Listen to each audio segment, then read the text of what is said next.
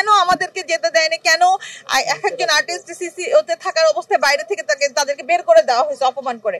গত পরশুদিন আমি জোর করে আমি পিজিতে গেছি এবং আমাকে তারা আটকে রাখতে পারেনি, আমাকে ওইখানেও আটকাইতে চাইছে।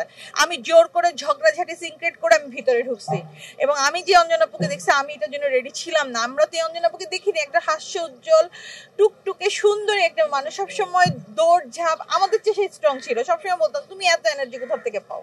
এখন আমাদের শিল্পী সমিতি থেকে শুরু করে বড়রা যারা আছে, প্রযোজক সমিতি যারা গার্জিয়ান আছে, তারা একটা সিদ্ধান্ত নেবে, মিশা ভাইরা সিদ্ধান্ত নেবে এবং মুক্তি আপু তো একবারই বারবারই বলছে যে আমি এটা ছাড়বো না, সো বড়রা সিদ্ধান্ত নিবে। এবং অনেকক্ষণ যাবত কাউকে তাকে তো দেখাও যাচ্ছে না, বুঝতে পারতেছে না। এখন মিশা ভাই আমাদের গার্জিয়ান, আমাদের শিল্পী সমিতি থেকে এখন এটা সিদ্ধান্ত নিবে, ওনারাই ভালো জানেন, ওনারাই বুঝবেন। এখন শুধু একটাই চাবো, এটা সঠিক তদন্ত হোক। কেন ওনাকে আপুকে দেখতে দিতে কেন আমাদের চায় নাই? একটা মানুষ 8 দিনে সব ড্যামেজ হয়ে যাবে অর্গান, আমার না বিশ্বাস করতে পারতেছি না। 8 দিনে একসাথে সব ড্যামেজ কেমন করে হয়?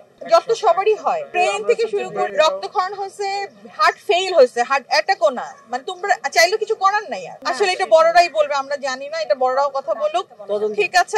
আমি শুধু একটা কথাই বলবো সবার কাছে, একটা অনুরোধ আপনাদের সবার কাছে, আপুর প্রতি যারা আপুর খুব কাছে ছিলেন, কোন রকম, আমি জানি আপু কাউকে মনে কষ্ট দেয়নি, কিন্তু আমি জোর হাত করে একটা বলবো, আপুর প্রতি কারো কোনো কষ্ট থাকলে আপুকে আপনারা ক্ষমা করে দিবেন, যদি দেনা পাওনা থাকে তাও ক্ষমা করে দিবেন, আপু জান্নাতবাসী হোক, আমাদের এটাই চাওয়া। আসলে এই বিষয়টা আমিও শুনেছি একটু আগে, যেহেতু আমি তার গোসলের সময় ছিলাম না, এখন যেটা চোখে দেখিনি সেটা নিয়ে আমি কোনো মন্তব্য করতে চাই না।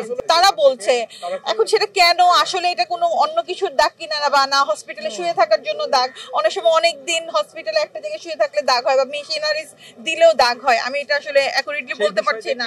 না, এটা নিয়ে কোনো কথা হয়নি। আর এই বিষয়টা পুরোটাই মিশা ভাই হ্যান্ডেল করছে, উনি এটা সঠিক মানে তদন্ত দিতে পারবে, বলতে পারবে।